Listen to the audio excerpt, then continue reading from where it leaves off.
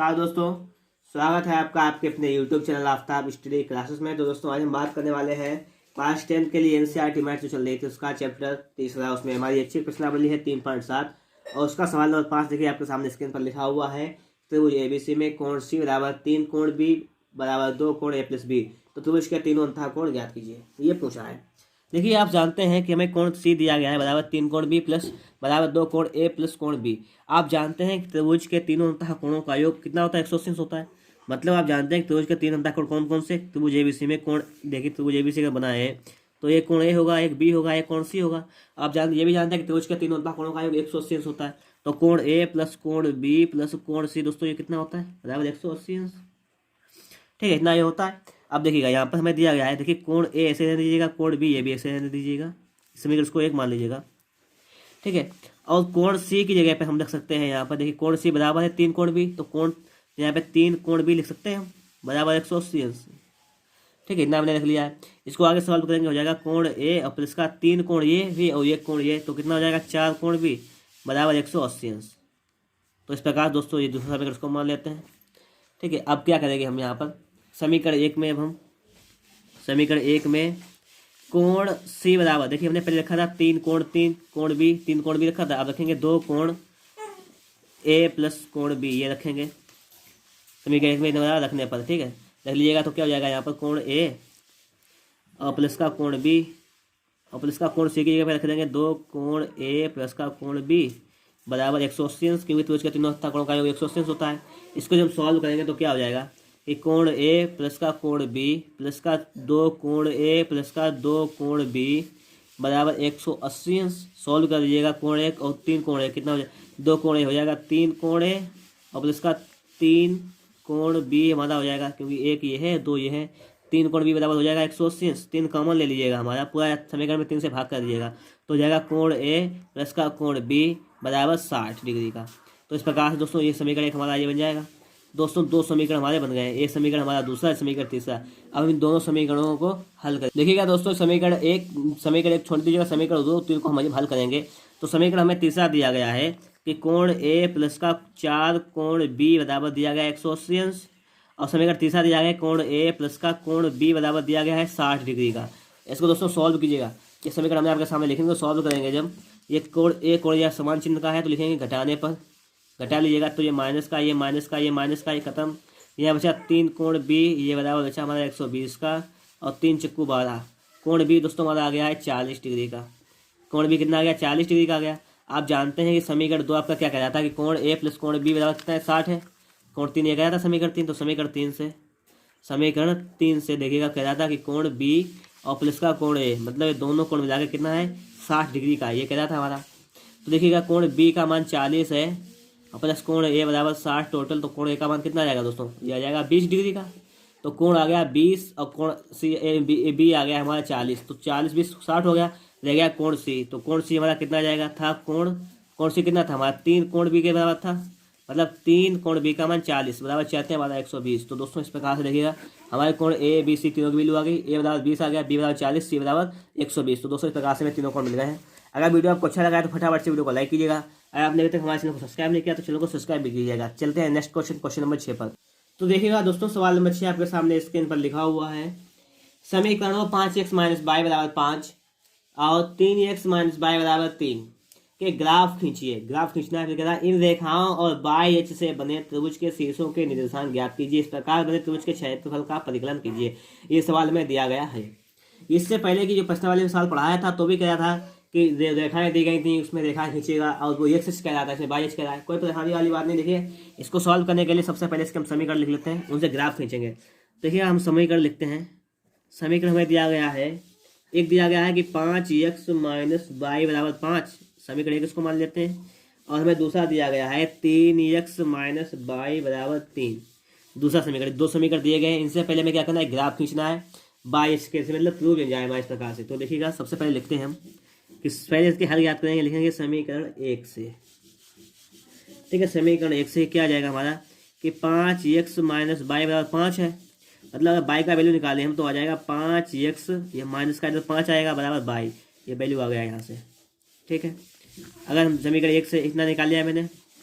अगर समीकरण 2 की बात करें तो देखिए समीकरण 2 से क्या हो जाएगा यहाँ पर कि 3x माइनस बाई बराबर 3। अगर इससे बाई का वैल्यू निकालें तो कितना हो जाएगा 3x माइनस का 3 बराबर 22 से ये वैल्यू आ जाएगा। दो वैल्यू में निकालनी है। अब आगे समझिएगा आप लोग, देखिएगा इसके हमें हल निकालने, कम से कम 3 हल मिल जाए हमें तो ग्राफ निकल आएगा हमारा। 3 हल कम से कम मिल जाए इसके हमें, देखिएगा समझिए। हम क्या करेंगे, इसके पहले सबसे पहले 3 हल निकालेंगे तो हमारा देखिएगा ये x ये y, मतलब ये x y हो गया। इसके 3 हल निकालेंगे, दोनों के 3 हल निकालिएगा। अगर देखिए यहाँ पर समझिएगा बात, अगर इसमें समझिएगा, अगर हम x का मान क्या रख दें कि y का मान आ जाए। अगर हम इसमें x का मान जो है, अगर हम इसमें x का मान अगर 1 रख रहे हैं दोस्तों इस समीकरण में, तो ये 5 × 5 x का मान अगर हम 1 रख रहे हैं तो 5 × 5, 5 से 5 जाएगा, y का मान कितना आएगा 0 आ जाएगा। ठीक, अगर हम यहाँ पर x का मान जो है 0 रख दें दोस्तों, x का मान क्या रख दें 0 रख दें, तो y का मान कितना आएगा, क्योंकि हम एक मान रखेंगे दूसरा मान मिल जाएगा, तो दूसरा मान 0 हो जाएगा पूरा इतना, माइनस का 5 आ जाएगा।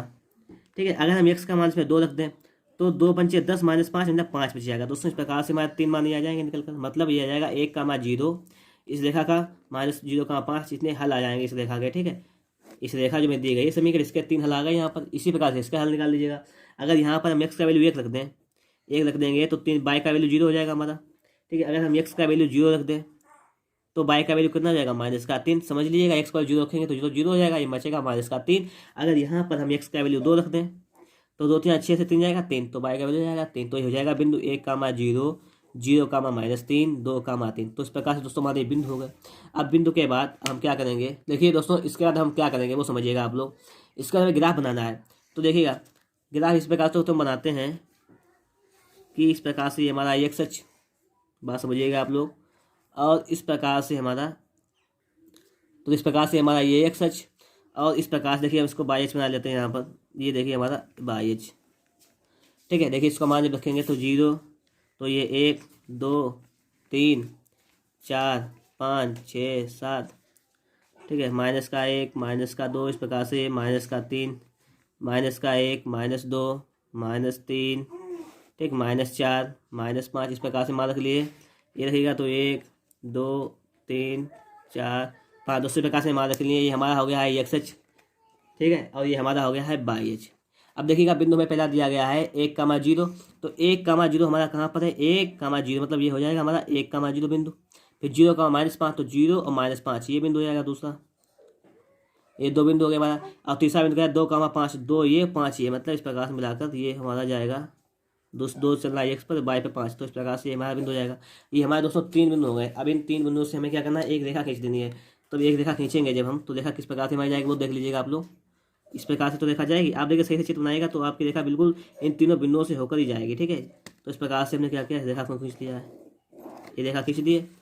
तो इस प्रकार से रेखा जो है इसका नाम क्या है हमारा, इसका नाम देखिए लिखा हुआ है कि 5x माइनस का 5 बराबर बाय। तो इस प्रकार से हमारी रेखा खींच गई है। और दूसरी रेखा की अगर बात करें, देखिए दूसरा रेखा 1 का मान 0, तो 1 का मान 0 मतलब यही बिंदु होगा हमारा 1 का मान 0, 1 का मान 0 तो यही बिंदु होगा।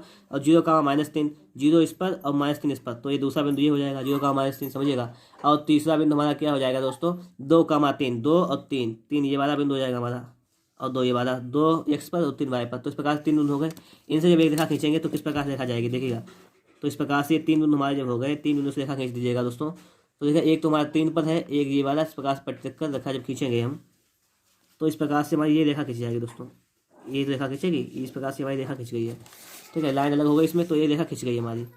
तो इस प्रकार देखिए 3 से जो होगा ज़्यादा, इस प्रकार से रेखा खींच गई हमारी। इसके बिंदु कितने, 2 का मान 3, और इसका है 1 का मान 0, और इसका हमारा हो गया है -0 का मान -3। तो इस प्रकार से रेखा ये खींच गई है।